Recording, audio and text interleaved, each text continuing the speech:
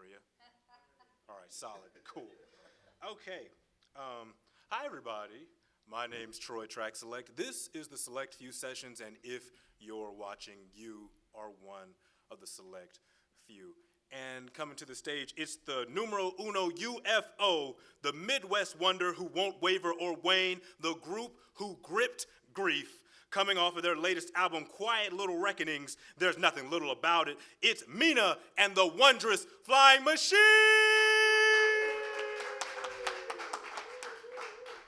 Oh my goodness, that is the best introduction I've ever experienced in my entire life.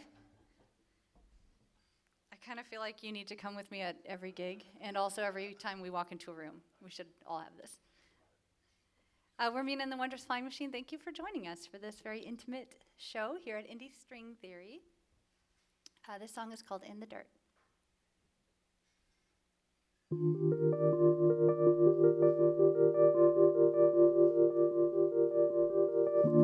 Do you remember the first time?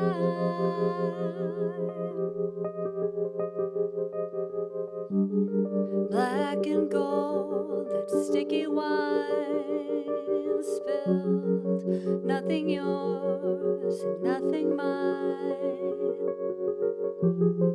Just a moment intertwined.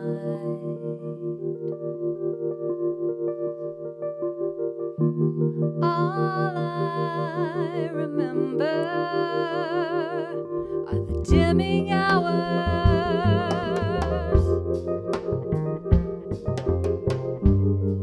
Red days blurred into blue fog nights.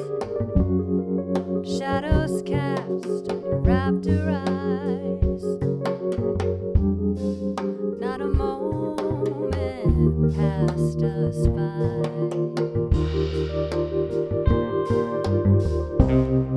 Maybe a blessing, maybe a curse. Yeah, I see the burn marks. I know I'm not the first. I don't hit brakes, darling.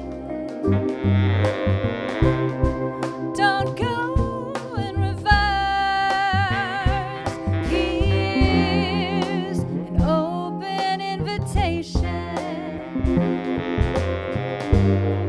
Go on and show me your words.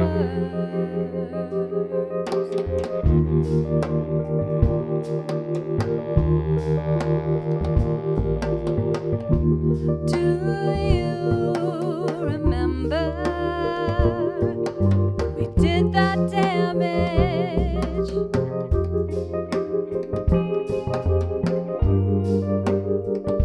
Sawed off spines.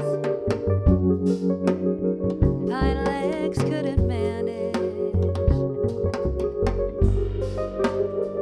I'm not one to shy from a challenge. It's a talent.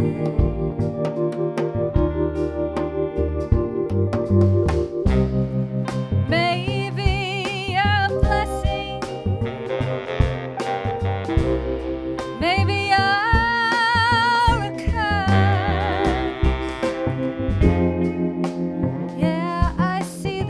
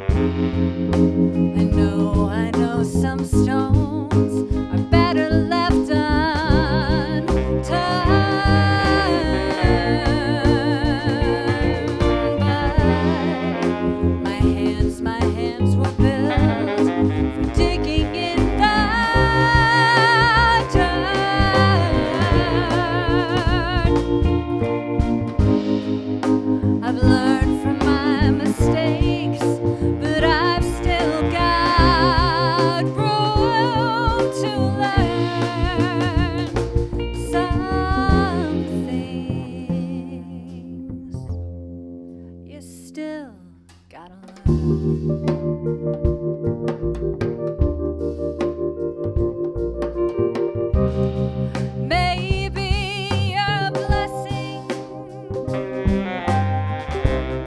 Maybe you're a curse.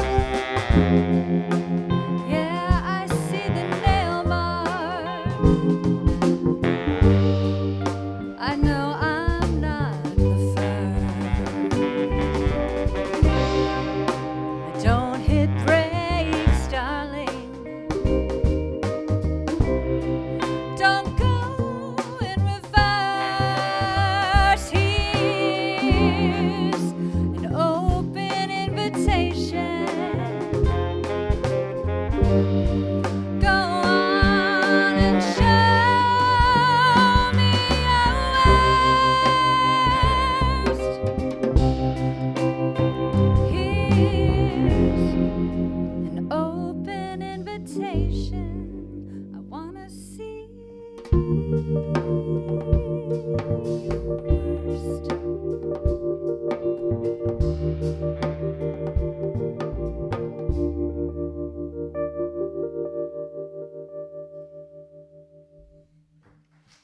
Thank you very much.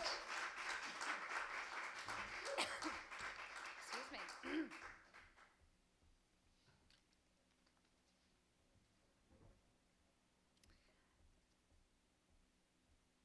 This next song was our first single off the record called Another on the Chin. It's about, I don't know if you've ever dealt with a narcissist, but this is the feeling. 1, 2, 3, 4. I don't want to hear your voice right now. It's not my favorite sound.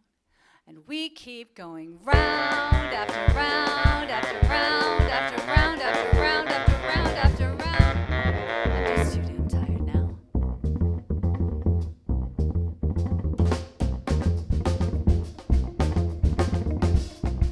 Sometimes losing has more dignity than winning.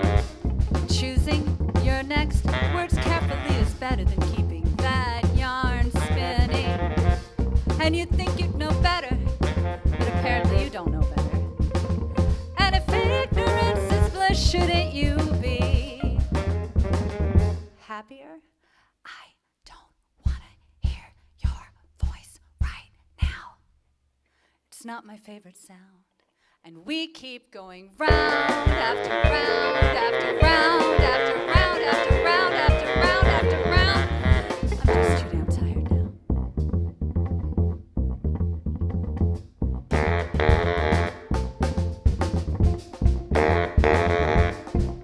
You can't glean any wisdom from just hearing yourself talking. After all, it's just talking, only talking. You'd think we'd both know better, but apparently we don't know better. And if ignorance is bliss, shouldn't we be happier? I don't want to hear your voice right now.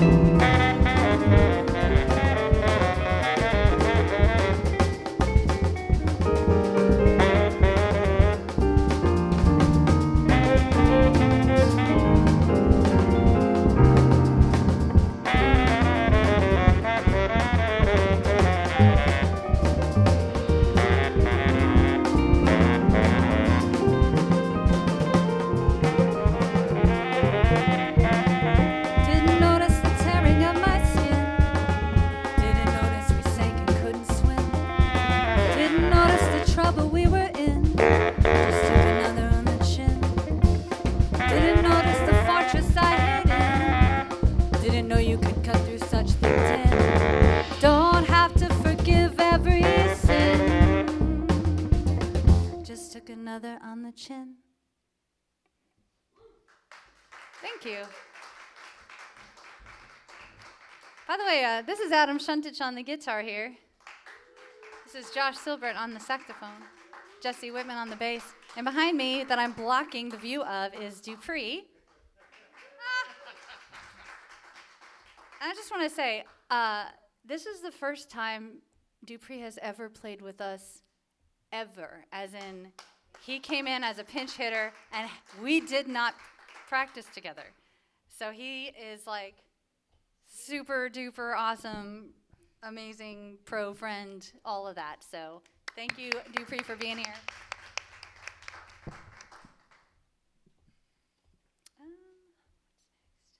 Oh yeah, this next song is called Dust. And again, it's from our record called Quiet Little Wreckonings. We have, and I'm going to say Reckonings, it's spelled Wreckkonings, because I love a pun. And so, yeah, and it's on vinyl and it's on all the streaming. So if you enjoy any of... Is it a hip-hop record? Is he wrecking? No? Should I stop talking? Any dads in the house? This song is called Dust. 1, 2, 3, 4.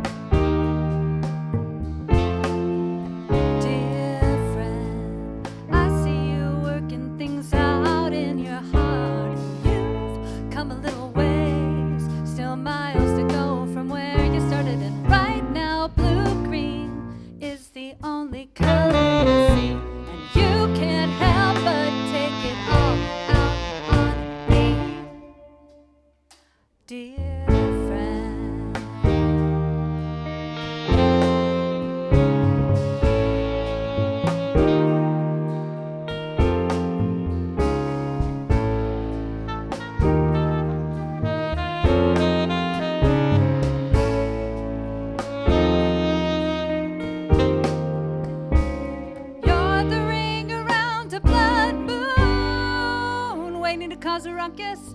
Sometimes the words coming out of your mouth are the ones that can't be trusted. You're a beautiful cyclone, always kicking up the dust.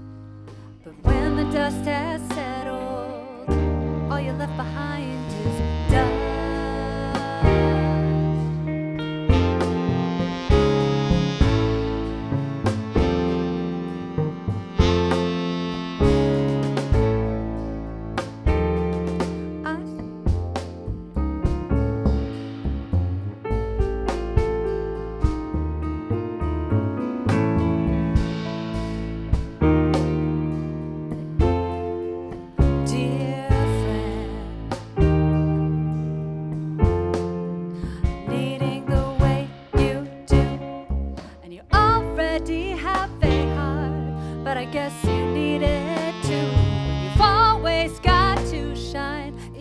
When you fall behind, you had to have a taste of what might have been mine, dear friend.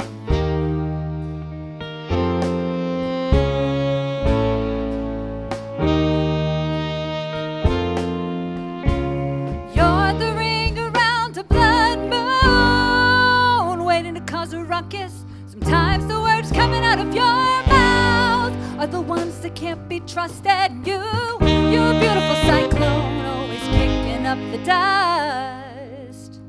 But when the dust has settled, all you're left behind is dust.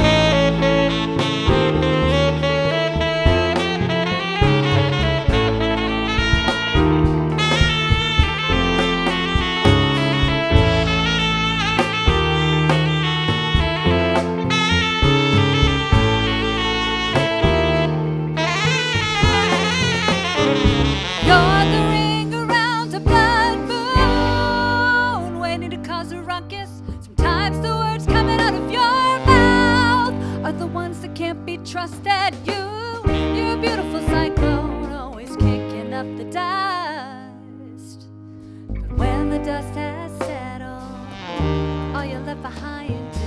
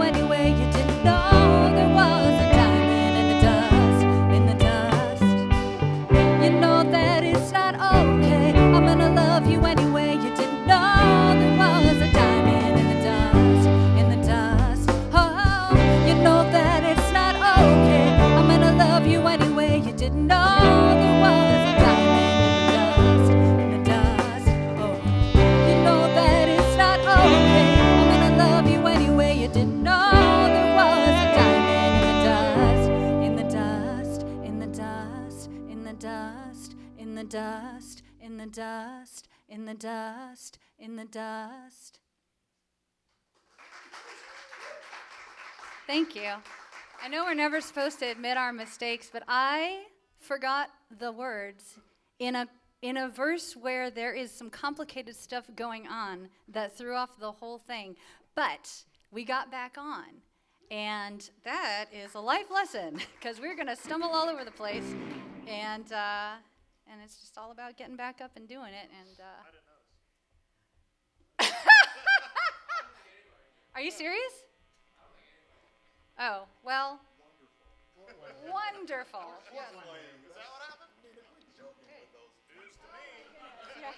I think the trick is to write like weird atonal music that is in multiple meters so that nobody knows when you're ever off, right? Yeah, that helps. Thank you guys for being here, by the way, and supporting local independent music, what Troy's been doing. How many of you are here because you know that you go to select few sessions on the regs? Like this is like your, is this everyone's first select few? Oh, shooting, right on. That's not true. Well, thank you, Troy, for having us, and Indy String Theory, and thank you guys for coming. This is actually, this is our last song of the set because we have long songs, and it's kind of a shorter set. It's called Better in the Dark, and it'll feature Josh Silbert and Adam Shuntich on the solos. Okay, ready? 1, 2, 1, 2, 3, 4.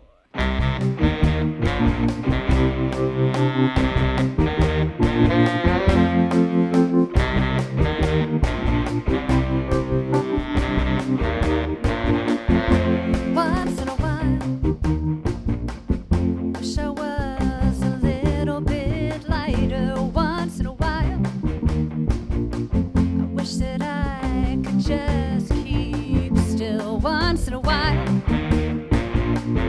maybe we could sleep through the night, or maybe we could call it for the kill.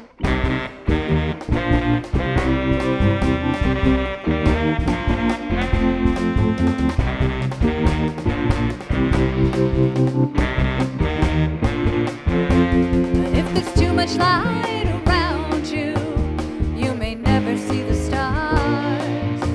And if we see the dawn is breaking, that'd mean we'd have to part.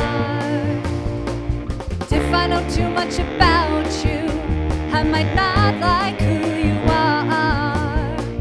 Sometimes things are better in the dark.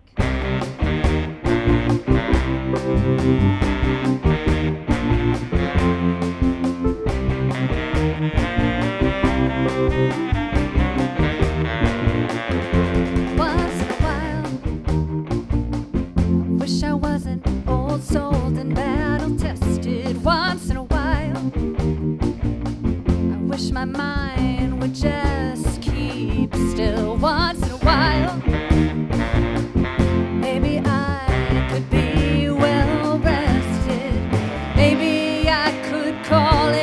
for the kill.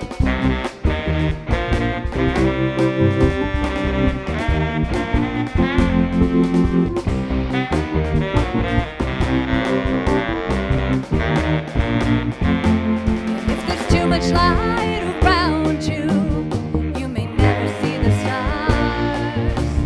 If we see the dawn is breaking, that'd mean we'd have to part. If I know too much about you, I might not like who you are. Sometimes things are better in the dark.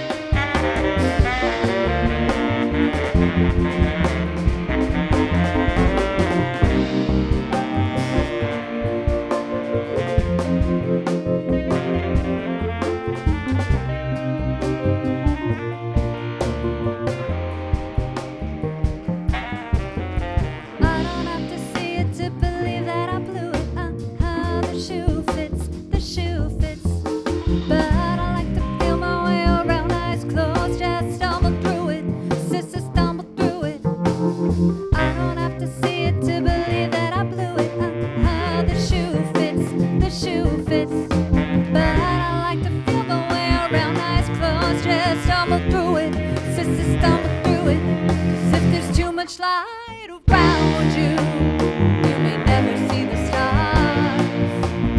If we see the dawn is breaking, that'll mean we have to part. And if I know too much about you, I might not like who you are. Sometimes things are better. Sometimes things are better. Sometimes things are better left in the dark.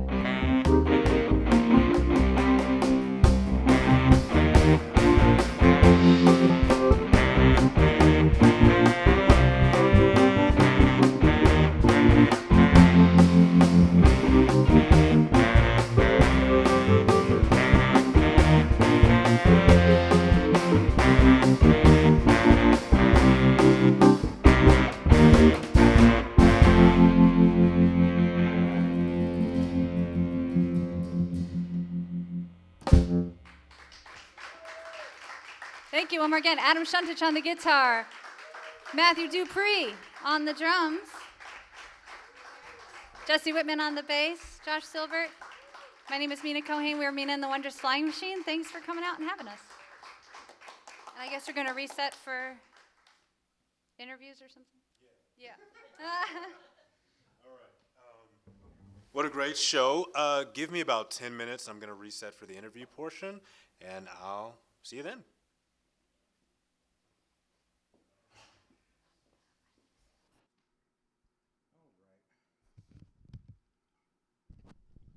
Mic check, mic check. Great, we're in here. Okay, first off, please, let's give one more hand for Mina and the Wondrous Flying Machine. Such a wonderful show. Okay, as I get settled into my little situation. All right, so one of the things that I always like to start with is, for many of you, I met you today. So hello. But the other thing, actually, let's introduce all of ourselves first. Could we start right here on my right, just going down the line so everybody knows who we're talking to? My name is Jesse Whitman. I play bass with Mina. My name is Mina Cohen. I play bass with Jesse Whitman. No, I play bass with Jesse Whitman. My name is Joshua Silbert. I play saxophone. My name is Adam Shuntich, and I play guitar. I'm Matthew Dupree, and I play the spoons. Wonderful. So, I usually always start this the same way if we've met before. So, Mina, do you remember the first time that we met in person? Yikes. Perfect.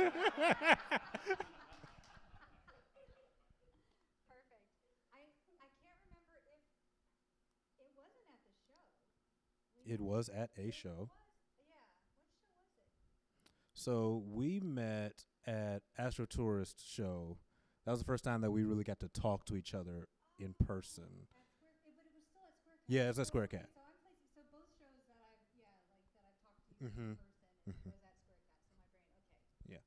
Well, yes, I do remember it. It was the Astro Tourist show at Square Cat Lionel. Yeah, and I have to remember that we'd spoken before just on Instagram, and I have to remember that on my actual profile picture, there's a bar across my eyes. So no one knows what I look like necessarily until we meet in person, unless you look at my account. There's tons of pictures of me on the actual Troy Track Select page. But I just like, oh, hey, Mina, and you're like, hi. And I'd be like, we talked online, da-da-da-da-da. And then it was kind of the flood of, oh, yes. So I'm glad that we were able to finally do this in person. I'm very excited. I'd like to start with Quiet Little Wreckonings is quite the name for a project. So where did that come from for you? Well, I do like words and wordplay, hence the pun of reckonings. But also, I feel like it was for me. I was like this. The collection is a lot of songs of, like we had talked about before, like grief, heartbreak, betrayal, dealing with emotional abuse. There's a lot of things that were really big, hard, painful things to kind of come to terms with, but I didn't do anything wild and big as far as how I processed them. And so I felt like all of these reckonings that I was like, when I was, writing the songs and I was healing and everything, it was all still very like quiet and still doing my work and still doing social things and still going to gigs, and it was just all very, so that was kind of how that came about, was like, here's this collection of all my little,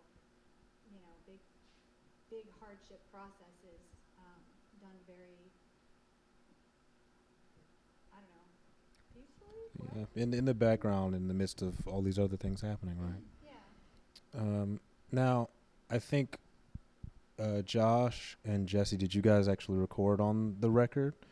So what Yes. was that experience of trying to capture those sorts of emotions, being that they weren't necessarily yours, and trying to bring that energy through the instruments that you guys are playing? Let's see. I mean, I've worked with Mina for a while, and to be completely honest, I think a lot of her music deals with some very difficult emotions, a lot of dark, difficult, painful emotions, I'd say.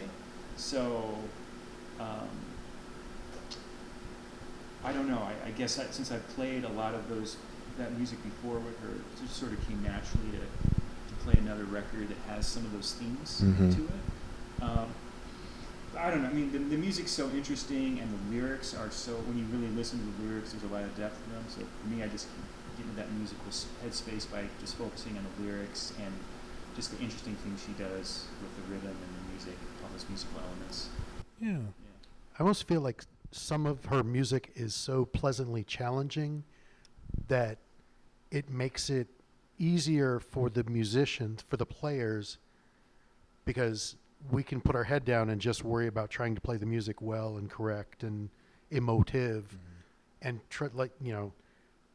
our job is to be as solid as we can to allow her to be really put her heart on her sleeve. Yeah. If that makes sense. No, I mean, that's great. I think, and I was hearing some of you guys talk about this beforehand of how the music that you guys are playing, it's not simple, and Mina's mentioned it before too, it's not simple, straightforward stuff, very difficult to just kind of come on and do. So it's wonderful, and it's quite an experience being able to get to listen to it. I think this album touches on a lot of, grief is a large theme of it, but also grief is something that changes a lot over time, and time can sometimes be an important concept of this album too. There's a post that you made, Mina, where you talked about being on the cover of Indie Weekly, I think is what it's called. Oh, Intake Mag. Intake magazine. They had a weekly internet.com thing. So, but that was quite some time ago. So what things do you think have changed the most in the indie music scene since then, as kind of the most significant changes that we've seen in that time to now, and how have they impacted you?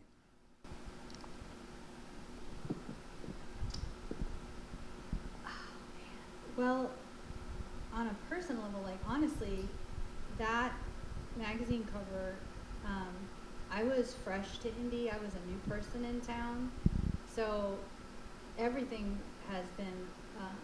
It's very different for me now as an established human being living here, because then it's like nobody knows you. You have to really like make a name for yourself or try to get people to even get you in their venue. And the reason like the Chatterbox was kind of a big deal because that was the very first venue that would let us play.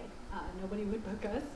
And then we very quickly, like we also got into Jazz Fest back then when it was at Military Park, and you know, you just start to like try to make connections, and there's a lot of people where, you know what, I will say this, I feel like when I first moved to town, there was a little bit of more of a gatekeeping, closed dooredness that I think was happening with some people, and I feel like the scene in and of itself and the people in it that have maybe had those experiences have been trying really hard to keep that from being the way things are. So there's a lot of like more opportunities, a lot more lifting up. Not that there wasn't any lifting up, but it just, there were some feelings of that. Yeah, so I think there's, you know, with Inspire Music Collective, you know, if you go to the Mayor's Jam, the Mayor's Ball at the Mousetrap, Rob Dixon is always very welcoming to everybody to come. And, yeah, I don't know, it just feels like there's more open opportunities for lots of different people to be trying lots of different things. And then there's more things like this, you know, it's like these sessions. And I guess maybe there's like a little less of an attitude that like Indianapolis is a flyover town, maybe. I don't know if this is true, I'm just talking out of my mouth. There's feelings, you know, feelings change every day. Are there any things that, because all of you have been playing in indie for, I would assume, some time at this point. So are there any things that you feel have changed? I guess we're talking 20-esque years. The biggest thing that's changed for me is Michigan and New York Street. Oh yeah, Two-way. They used to be one-way. Yeah. Aside from that, it's exactly the way it was in 1904. Honestly, I will actually point out, like, it might be a different answer for all of us because we are in different styles and Yeah. we're in different arenas. And like Adam, you're younger than all of us, so you kind of came from college to here after touring. Dupree, you've been in, you know, so it's like everyone has a very different stylistic. Well, I was going to pass you this mic, but now I realize it's like, here we go. So you're going to have to talk a little bit about your experience too, but I feel like we have all started from different arenas and styles and communities. Yeah.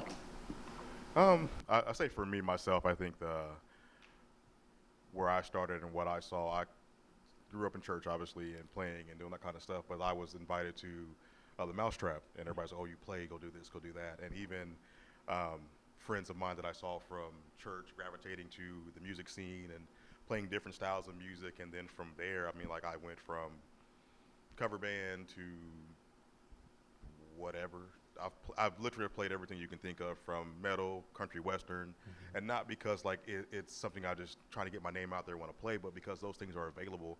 And I feel like now people, like you were saying before, it was a kind of like a close-knit group, but I do feel like now everyone is open to trying to do more with different people. Like literally, I made a goal for myself by like 2020. I want to play with as many people as possible, and literally I can't even keep up with the people that I play with. I'm like, oh yeah, I play with you here, there, and I don't remember, but I know I have, and I feel like that my experience here in Indy has been just welcoming to whatever end. I mean, there was plenty of people that I play with. I mean, even musicians here now, Mark Ortwine, you know, I've played with him multiple times and played in different type of styles, different venues, different places. So I feel like that it has opened up. In Indianapolis, like you said, it's not a fly-by town anymore. I do believe that there's something here, there's a presence here, and it's being noticed, and there's a lot of musicians from not just Indianapolis, but Indiana as a whole that are getting recognition and being able to play and just flourish. Yeah, there's a lot more like happy cross-pollination, I think, in genres and folks. Cool, man. You mentioned playing some country western stuff, and I think that's interesting because there's a song on this album called Honest Woman that has a lot of country western references with the whole honest woman. You mentioned some horses, and you mentioned tanning hides. What made you go in that direction for that song? Okay, so the tanning hides there's some, that verse is actually a biblical reference. Mount Macadam and Simon the Tanner tanning the hides. So that's actually where that came from. And then the high horse line is basically like it's more like I can't be on a, like I ride a little horse. I'm not on a high horse. Like it's more like I'm down here humble kind of vibe. That wasn't necessarily meant to be a country reference. However, the song itself being like a 1-6-4-5 in C like song, I did set out to like I need to write a plain song, and that is what. That was the impetus of that, is like, I need to write just a song that's not too crazy. And focus a lot more on the lyrics, I guess. Yeah. Not that I don't focus on the lyrics, but you know, like you said, more like, I feel like the country genre of lyric writing, they always have like some clever, like little turn at the chorus. Like, oh. Yeah. And that was kind of They like that sort of thing a lot. Do you have a favorite Western movie or TV show that you like to watch? Man, I watched Tombstone like 1,000 times when I was in high school. Loved Tombstone. There was a bunch of movies that were coming out at that time. But yeah, I don't know. That's not like an old classic. But that's the one I've probably watched the most. Yeah. I watched a lot of Westerns growing up because my granddaddy loved watching Westerns. And so I'd catch like, Have Gun Will Travel, and of course any Gunsmoke type of stuff, or a lot of older stuff from the 60s, because that was kind of that era where they were really pumping those out, and then they kind of killed it because they put so much of it out that people were tired of it. I never know if I have a favorite. I was trying to do some research to remind myself which one might be my favorite coming into this. Most recently I watched a movie called Eddington, which is like a modern Western thing that has a kind of takes place during the peak of COVID, and it's really interesting. So I suggest if you guys want to watch a Western that's a lot different than the typical, that really mirrors what was going on at the time, that's a fun one. I don't know if anyone else in the group actually watches Westerns or enjoyed them at a certain point in time. I saw a Tumbleweed once in real life. you're a real life cowgirl. Yeah. That needs to be on the mic. I have boots and a hat. I Yeah. literally did, yeah. Me too. I should have worn them if it. When I play country western, I like really committed. Yeah. That was it. Yeah. You boot, scoot, and boogie. Okay, cool. Very cool. So I think, as you've kind of talked about before, there are a lot of large moments of grief that can kind of seem to wreck your life. And there's also kind of a reckoning that you mentioned of the regular spelling of RECKONG. And reckoning sometimes can mean to like pay for something. Do you feel like you were paying for something on this record? Huh. I guess if you mean in a sense of like paying for something, like one deserves to pay for something, because like in a karmic style sense, I would say no. Like, oh, I'm paying for this because I deserved it or something. I never really had that kind of a thought process as far as that. If you mean paying for something like in the sense of when one pays their dues of just like living and experiencing, sure. Nobody comes out of this unscathed. Yeah, and I mean, you have some moments like that specifically. I think was it in the dirt. You're asking to see this person's worst, and particularly to see what it will do to you. Did they do that, and how did that impact you? Why did you seek that out? Actually, is what I'm curious about. They did not do that. Shout out. It's more of a like. And it can be a romantic relationship situation, or it could be like any kind of situation where you know that there is a real possibility that this is a terrible decision and that it's going to be really bad, and that you welcome all of that bad. So it's like, here's an open invitation. I want to see, like, yeah, do your worst, sure. Because it's sort of like, hey, I have no,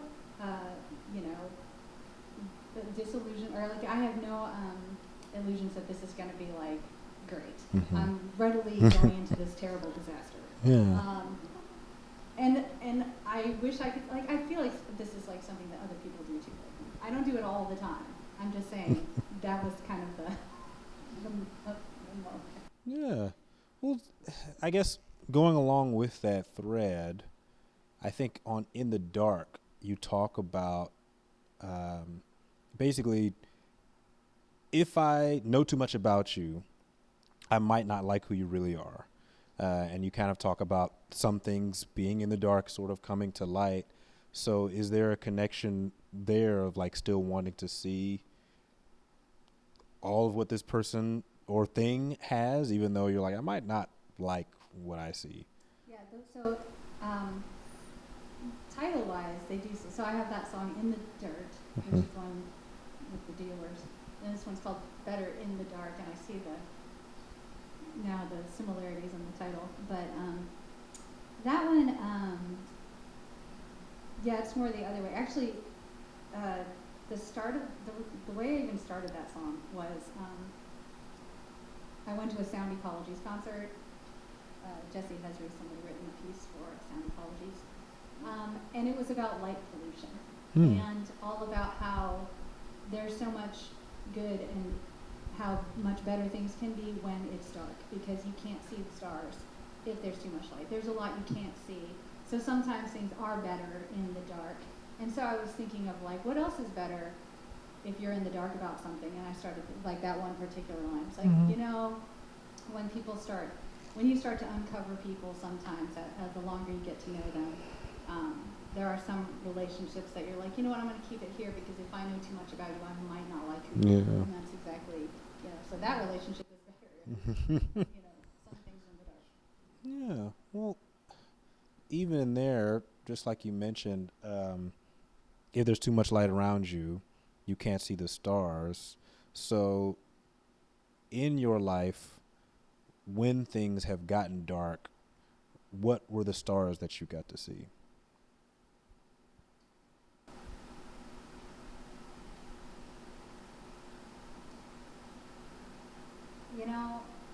I should first say people, but first I will say, like, I think like music and art I connect with first for helping with things like that. I don't think I tend to lean hopelessness. I definitely am, for all the dark stuff that I write, it's so I can process things to make sense of things. But in my daily life, I'm quite an optimist. And then, of course, there are like your real people, your family. Obviously, those are the connections. And just like, honestly, going outside and just breathing, it's really nice. Yeah. I go for walks all the time. Now the sun goes down at 5 p.m., but I know, 5 o'clock going on midnight. yeah, it's tough to get to see the sun a little bit, but Speaking of the dark thing, did we all see the Northern Lights? I wish. Oh my gosh, that's like a bucket list thing of mine. And I saw them in my backyard. I teared up. It was so amazing. So. That's cool, man. I think I'd like to ask, I guess, some of the rest of the group that same question. Were there some things that you found yourself appreciating more when things did get a little dark in your life, and what were they? And maybe things have been all sunshine and rainbows the entire time. Like, I don't know you all that well.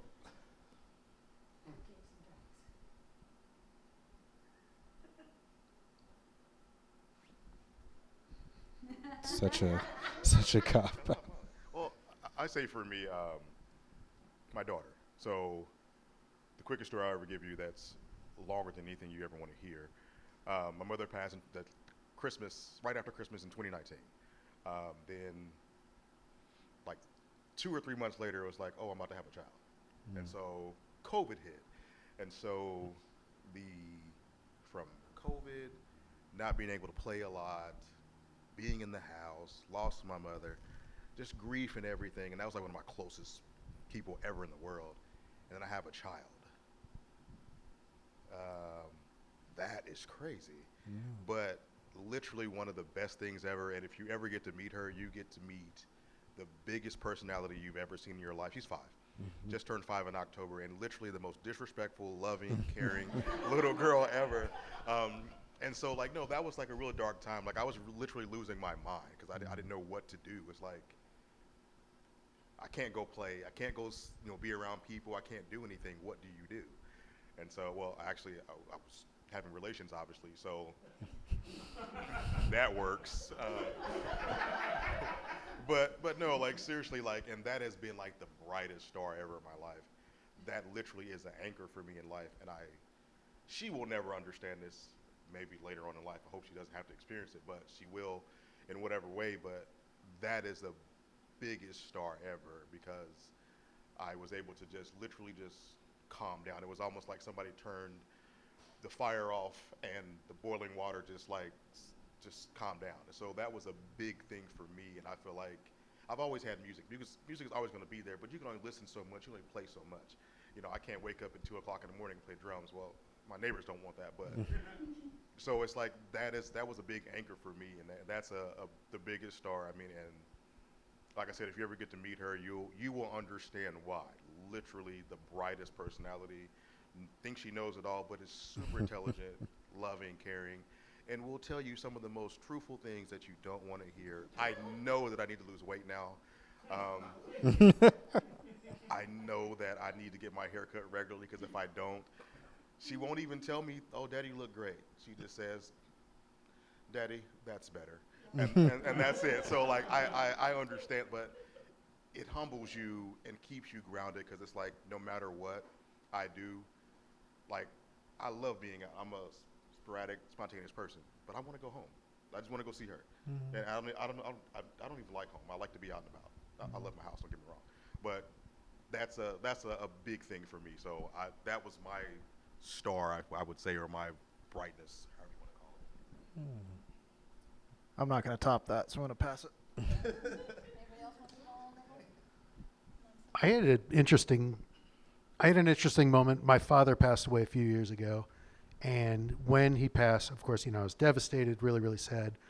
Going through a bunch of old family stuff, photos, and really kind of revisiting, his past and when he met my mother and her past. And then it just hit me like a ton of bricks that it was just an absolute fluke that they met and that they had kids. And it was like my entire existence is just bonus. Just a change. And I'm like, it's all bonus, No. Let's see. I think right now we're all kind of going through a lot of change as a culture, and all the crazy stuff with technology and AI and whatnot, how that's changing the music world. So I think we're kind of going through a lot of darkness right now, and not to sound too cliche, but a lot of like what Mina was talking about and everyone's talking about. It's like just connecting to your family, to musicians that I've played with, playing music for real people, playing music for live audiences.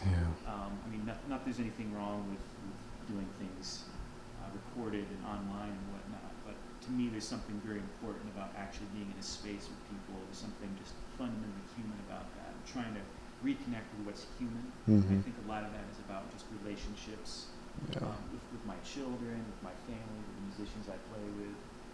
Just trying to really be grateful for that and to cut out a lot of the extra noise that's going on right now, because I think there's a lot of it. We need to push through that and find those connections again. No, I think you're right. I think there's a lot of stuff out there where it's hard to tell because of AI and many other things, what's real and what's not.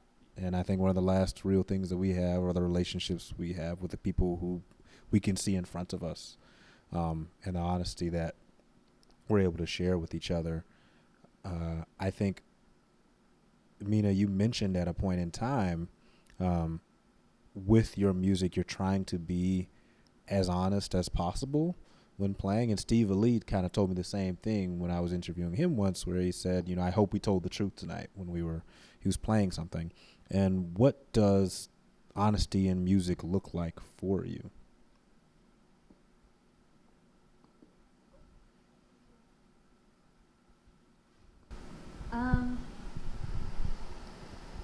Honesty, in my music, obviously, it's my feelings, and when I play and when I sing and write, I struggle with connecting with people on a one-on-one level. So for me, that is my best way to connect with people, and for me to share how I'm feeling. When I'm playing in other bands, you want to be present, you want to be interacting. I feel like it's all honest because you're interacting with each other, especially if you trust each other, if you trust the band. And I trust my band implicitly because, speaking of honest, if you do get off, if the singer forgets her own songs and throws everything off, it's like, what do we do? And that was a true honest moment. How do we get back on? How do we interact with each other? What is everyone even doing? I think that's part of it is, you're present, you're listening, you're in the moment, you're playing your feelings a lot of times. You do want to be precise, obviously. Yes, please practice, and we did want to actually nail it. And but yeah, I guess that's what that is, showing up as your authentic self as a player, and that can be, if we're going to go in a next layer of things just on a short note. A lot of times when you're practicing or when you're trying to be a player and you're learning and stuff, there's this idea that you have to play like somebody else, or you have to be good, or you have to learn these certain things. And yes, you do want to strive to be better, but you have to also remind yourself that nobody else plays or sounds just like you, because there's nobody else in the world that has your exact experience, as a person. Oh my gosh! Hi, Sugar. Hey! Love ya. Love you too! I'll sit right here on the floor, I'm fine. This is AJ and Molly. I haven't seen you guys in quite can take our chair. This is amazing. Okay. Bedtime. But yeah, I think that you have to remind yourself, like, maybe I'm not the burninest, fastest, shreddinest soloist, but maybe I'm playing a nice little melody and that's mine. You know what I mean? Yeah. So I think that's honest too. That's nice. I generally allow the audience to ask some questions if they'd like to. So this is your opportunity if you have any questions you'd like to ask. I mean, oh, yeah. We have Frank, go the ahead. young man behind the counter. Thank you. Going back to country western for a second. It's fine. Obviously, you guys have played everywhere around the city. This is Duke's last weekend. Do you guys have any great memories from Duke's? Shoot. Okay, so I play at Duke's a lot with Kara Cole, which is another band I play in, and she is more country western Americana. And Duke's is top tier, one of my favorite places to play ever, because they love the musicians. The vibe is great. They're a music loving venue. They have, can we swear? Yeah, this isn't PBS.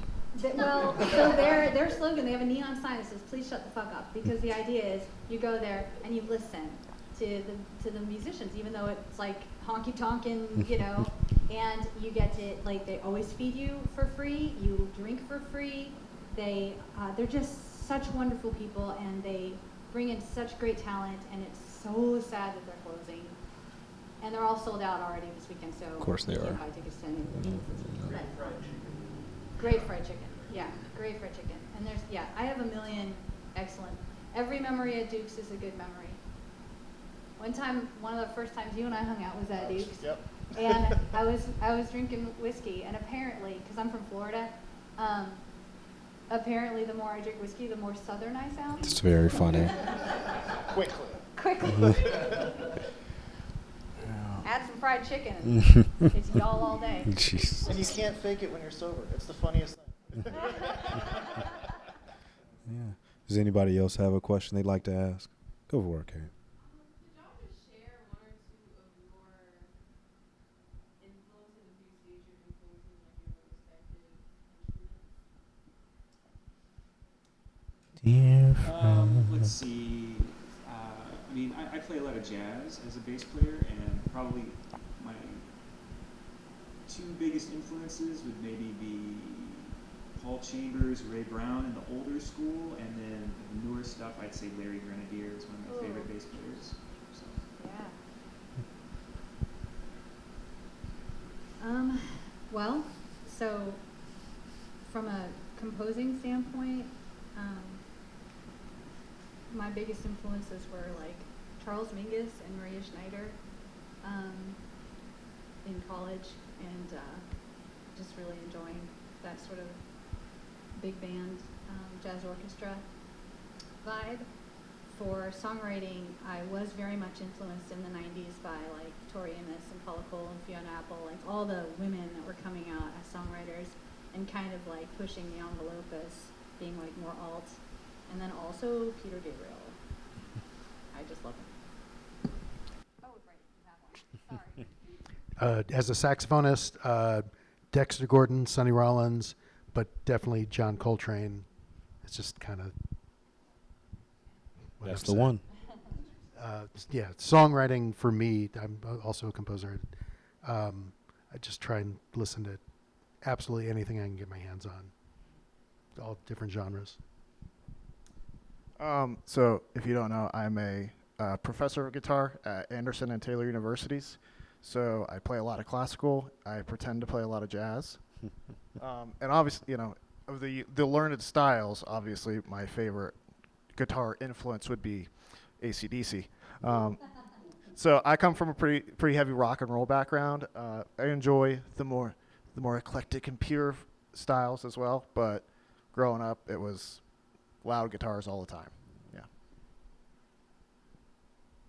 I have a lot, but if I was to, I would say my mentor, one of the first people I've ever seen like play in every situation, good or bad, and come out like everything was perfect.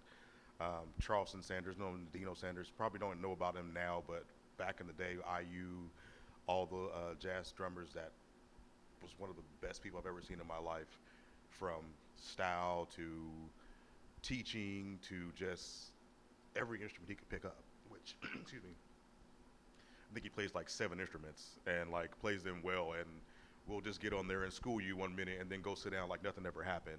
But modern, I think Nate Smith, and what I love about him is just the fact that he's bringing back drums as an actual musical instrument. I think we were talking about this earlier, that the YouTube age just have a lot of people just like, everything, you want to play as much as you can, do as much as you can, but you're missing like this or that. And I feel like a lot of people see a lot of things. They want to have 1,000 drums. And I always used to watch as a child, like the people that had like 18 toms and like 40 cymbals. And I'm like, you didn't hit this cymbal not one time, like this whole set. And I'm like, and as a gigging musician, it's like, I hate bringing all that stuff out. Like, I will bring the smallest kit. And I feel like with what I have, what can I do to stay musical, interesting, and then also be able to push and embellish everything around me as if like we're in a big arena. So I feel like that Nate Smith has brought that out, and a lot of drummers are starting to gravitate to that more and getting that instrument back into being a musical instrument, not just something you bang and hit and play everything you can. Did you see him at the kitchen when you came? So he came to the kitchen and he brought a bassist and a synthesizer player, like a really cool setup, and they improvised for their whole tour. They improvised every night, and so they just walked in and they're like, we're just gonna play off of each other. It was pretty cool to be a part of it, to experience. That's cool. Does anyone else have a question? Okay. Well, let's give it up one last time for Mina and the Wondrous Flying Machine.